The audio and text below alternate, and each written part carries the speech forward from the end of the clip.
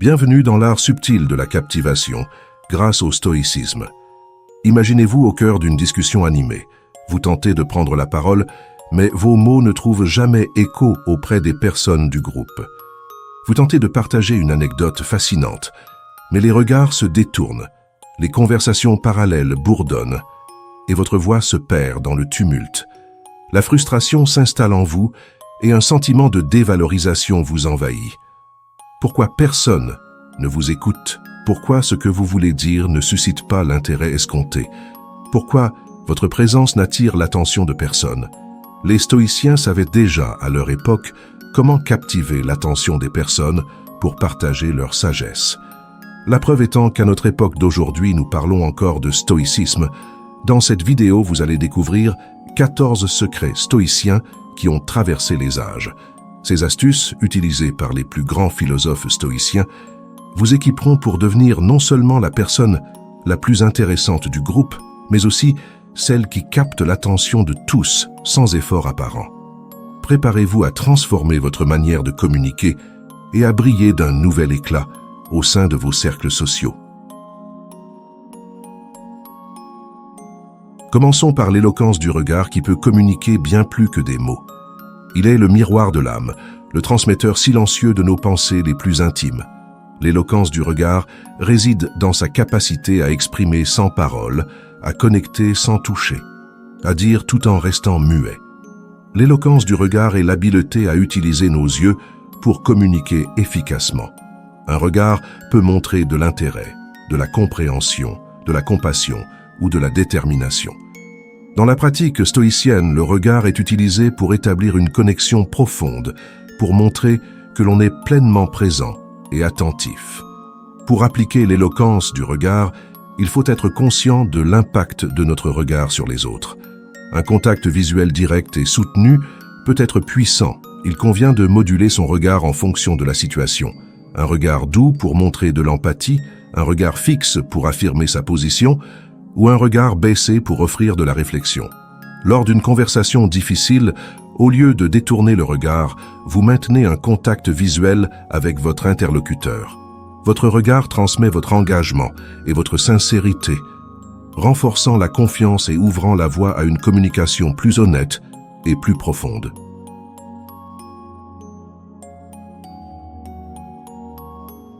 Passons ensuite à la maîtrise de soi, qui n'est pas seulement une discipline intérieure. C'est aussi un spectacle extérieur qui captive et inspire. Elle est la démonstration visible de notre force intérieure, la preuve que nous sommes les véritables capitaines de notre âme. La maîtrise de soi comme spectacle est l'art de montrer calmement et ostensiblement notre contrôle sur nos émotions et réactions. C'est une performance qui ne cherche pas les applaudissements, mais commande le respect. C'est une qualité qui montre que nous sommes inébranlables, peu importe les circonstances. Pour démontrer la maîtrise de soi, il faut pratiquer la patience, la réflexion et la tranquillité en toutes circonstances. Cela peut signifier prendre une profonde respiration avant de répondre à une provocation ou afficher un sourire serein face à la critique. C'est une question de maintenir son équilibre, même dans la tempête.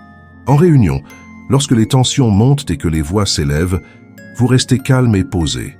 Votre maîtrise de soi devient alors un phare pour les autres, les guidant vers un comportement plus mesuré et réfléchi. Votre capacité à rester serein sous pression vous distingue et attire naturellement l'attention et l'admiration. En développant l'éloquence du regard et la maîtrise de soi comme spectacle, vous enrichissez votre arsenal de communication non verbale, vous permettant de captiver l'attention et de gagner le respect sans même prononcer un mot. Certes, ces enseignements stoïciens sont très puissants. Toutefois, nous allons en découvrir encore bien d'autres au cours de cette vidéo, qui vont augmenter votre charisme stoïcien au sein d'un groupe et tout le monde voudra vous écouter.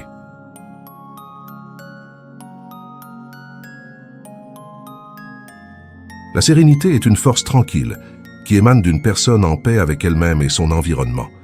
Elle influence subtilement ceux qui vous entourent, apportant calme et clarté dans les situations les plus tendues.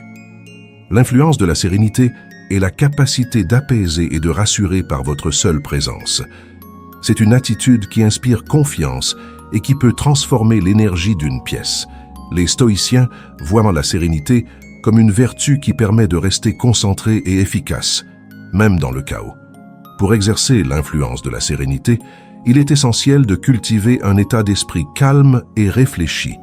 Pratiquez la méditation ou d'autres techniques de relaxation pour maintenir votre équilibre intérieur. Lorsque vous interagissez avec les autres, faites-le avec douceur et intention, en évitant les réactions excessives et en maintenant une attitude positive et apaisante. Dans une situation de conflit, au lieu de répondre avec agitation, vous prenez une pause, respirez profondément et abordez le problème avec une tranquillité qui désarme. Votre sérénité devient contagieuse et les autres sont plus enclins à adopter une approche similaire, facilitant ainsi la résolution du conflit. Ensuite, vous pouvez également expérimenter la persuasion par la raison, qui est l'art d'utiliser la logique et l'argumentation claire pour convaincre et influencer. C'est une méthode qui respecte l'intelligence de l'auditoire et qui mise sur la force des idées plutôt que sur l'émotion. La persuasion par la raison implique de construire des arguments solides et cohérents, basés sur des faits et une logique incontestable.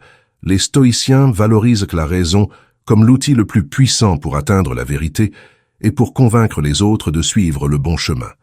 Pour persuader par la raison, structurez vos arguments de manière logique et fournissez des preuves pour étayer vos affirmations.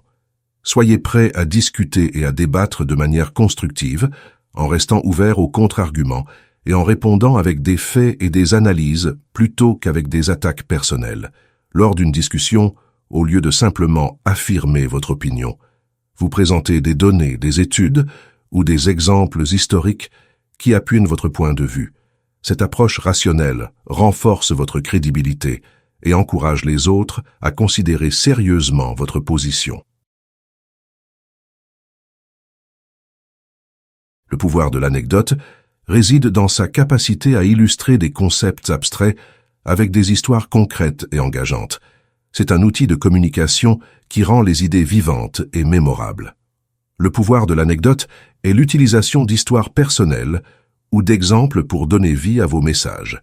Les anecdotes permettent de connecter avec l'auditoire sur un plan émotionnel, tout en soulignant le message que vous souhaitez transmettre. Pour utiliser le pouvoir de l'anecdote, choisissez des histoires qui sont pertinentes pour votre sujet et qui ont une morale ou un point clair. Racontez vos anecdotes avec des détails qui captivent, mais qui restent pertinents pour renforcer votre argumentation. Si vous voulez souligner l'importance de la persévérance, partagez une anecdote sur un moment où vous avez dû surmonter des obstacles difficiles pour atteindre un objectif. Votre histoire personnelle rendra le concept de persévérance tangible et inspirant pour votre auditoire. En développant ces 3 derniers chapitres, vous allez améliorer votre communication et votre présence stoïcienne, en utilisant votre sérénité, votre raison et vos anecdotes pour captiver et influencer efficacement. Mais ce n'est pas tout, nous allons encore découvrir plusieurs astuces qui vont vous permettre d'accentuer votre présence en groupe et vous permettre de captiver l'attention de tous, comme le faisaient les stoïciens. Alors passons de suite aux prochains enseignements. Le prochain enseignement qui vous aidera à vous faire écouter de tous est la confiance tranquille, qui est l'incarnation de la sérénité intérieure couplée à une assurance extérieure. Elle se manifeste par une attitude calme et posée, même face à l'adversité, et inspire ceux qui vous entourent par sa force silencieuse. La confiance tranquille est une forme de confiance qui ne nécessite pas de proclamation bruyante ou de comportement ostentatoire. Elle est subtile, mais puissante, et se ressent plutôt qu'elle ne s'entend. C'est la capacité de rester centré et serein, transmettant ainsi une assurance qui rassure et attire naturellement l'attention. Pour cultiver une confiance tranquille, il est essentiel de développer une compréhension profonde de soi-même et de ses capacités. Cela implique de travailler sur son développement personnel, d'accepter ses limites et de valoriser ses forces. Lorsque vous interagissez avec les autres, faites-le avec une assurance qui vient de la connaissance de votre valeur intrinsèque, sans avoir besoin de la validation extérieure. Lors d'une présentation, au lieu de vous laisser submerger par le trac, vous respirez profondément et vous concentrez sur le message que vous souhaitez transmettre. Votre calme devient contagieux, captivant votre auditoire qui perçoit votre confiance comme un gage de crédibilité et de compétence.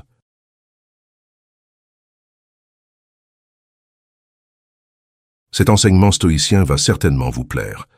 Le mystère du non-dit réside dans l'art de laisser certains détails inexprimés, créant ainsi un espace pour la curiosité et l'imagination. C'est une technique qui pique l'intérêt et invite à l'engagement actif de l'auditoire. Le mystère du non-dit est la pratique de retenir délibérément certaines informations, laissant ainsi place à l'interrogation et à la spéculation. Cela crée une aura de mystère autour de vous et de vos idées, incitant les autres à vouloir en savoir plus. Pour appliquer le mystère du non-dit, partagez vos idées et histoires en omettant sciemment certains détails clés.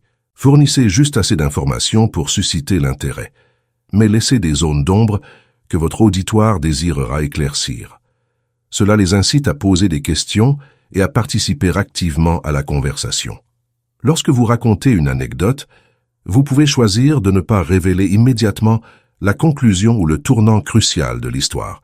Cette omission crée un suspense qui captive l'attention et stimule l'imagination de votre auditoire, les laissant suspendus à vos lèvres, désireux de découvrir la suite. La stratégie de l'exemple est l'utilisation de cas concrets pour illustrer un point ou une idée. C'est une méthode efficace pour rendre les concepts abstraits tangibles et pour démontrer la validité de vos arguments. La stratégie de l'exemple consiste à utiliser des anecdotes, des métaphores ou des comparaisons pour clarifier et renforcer vos messages. Les exemples servent de pont entre la théorie et la pratique, rendant vos idées plus accessibles et mémorables. Pour mettre en œuvre cette stratégie, sélectionnez des exemples qui sont pertinents et résonnent avec l'expérience de votre auditoire. Lorsque vous présentez un concept, accompagnez-le d'une histoire ou d'une situation réelle qui en illustre l'application. Cela aide à ancrer vos idées dans la réalité vécue par les autres. Si vous expliquez l'importance de la persévérance, au lieu de simplement décrire le concept, racontez l'histoire d'une personne qui a surmonté des obstacles importants pour atteindre son objectif. Cet exemple concret rendra votre point beaucoup plus impactant et inspirant.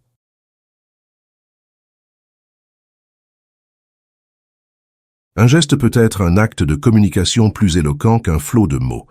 C'est l'intention, derrière le geste qui lui donne sa véritable signification. Un geste fait avec sincérité peut capturer l'attention et parler directement au cœur de l'auditoire.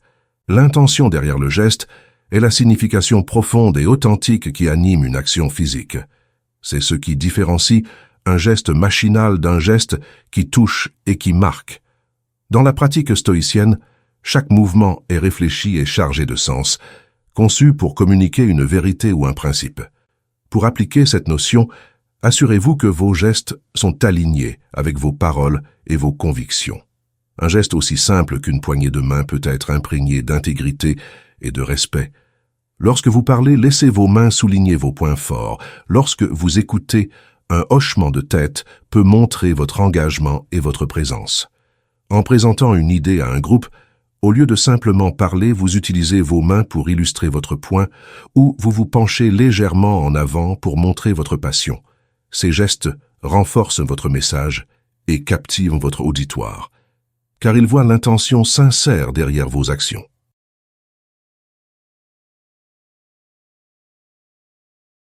La parole mesurée est l'art de choisir ses mots avec soin, de parler de manière concise et significative.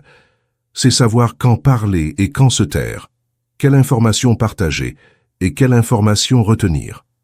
La parole mesurée est une communication réfléchie et intentionnelle.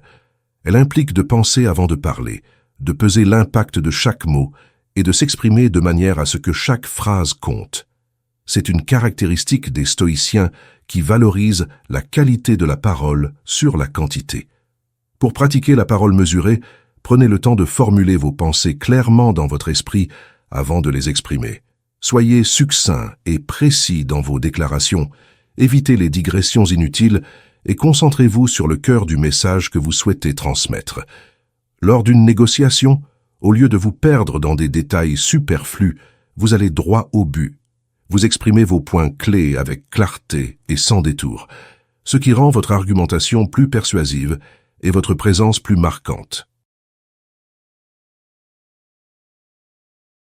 L'authenticité magnétique est l'attrait irrésistible d'une personne qui est fidèle à elle-même. C'est une qualité qui inspire confiance et attire naturellement les autres vers vous. L'authenticité magnétique est l'alignement entre ce que l'on dit, ce que l'on fait et ce que l'on est. C'est une transparence qui révèle la vérité de notre caractère et de nos intentions. Les personnes authentiques sont comme des aimants pour l'attention et le respect, car elles inspirent confiance et admiration. Pour cultiver l'authenticité magnétique, soyez fidèle à vos valeurs et croyances dans toutes vos interactions. Ne prétendez pas être quelqu'un que vous n'êtes pas et ne dites pas ce que vous pensez que les autres veulent entendre. Soyez honnête dans vos expressions et cohérent dans vos actions. Dans une conversation, au lieu de suivre simplement l'opinion populaire, vous partagez votre point de vue unique, même s'il diffère. Votre authenticité suscite l'intérêt et le respect, car les gens sont attirés par ceux qui ont le courage de se tenir debout pour leurs convictions. En développant ces qualités de l'intention derrière le geste, de la parole mesurée et de l'authenticité magnétique, vous créez une présence qui est à la fois puissante et respectée. Une présence qui, sans effort, capte l'attention et retient l'intérêt de tous ceux qui vous entourent. Dans ce monde bruyant où chaque voix cherche à se faire entendre, le silence éloquent se révèle comme un outil de puissance et de maîtrise.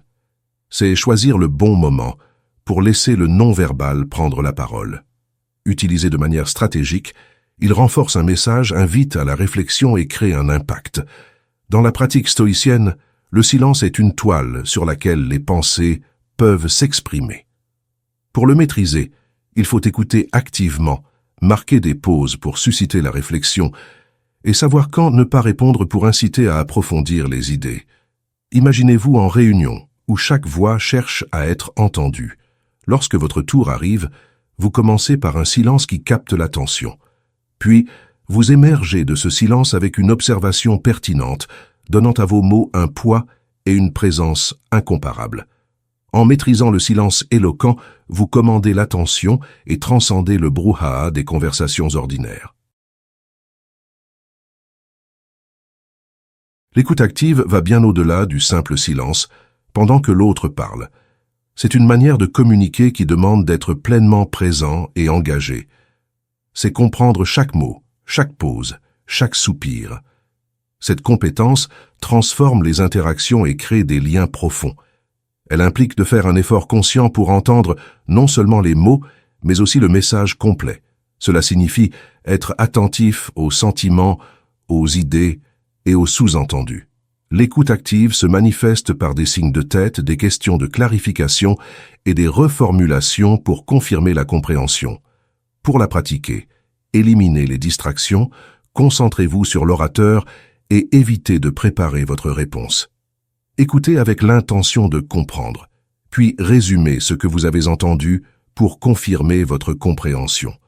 Par exemple, lors d'un dîner, au lieu d'attendre votre tour pour parler, écoutez activement, posez des questions pertinentes et montrez de l'empathie. Votre interlocuteur se sentira valorisé, renforçant ainsi votre connexion et votre impact dans la conversation.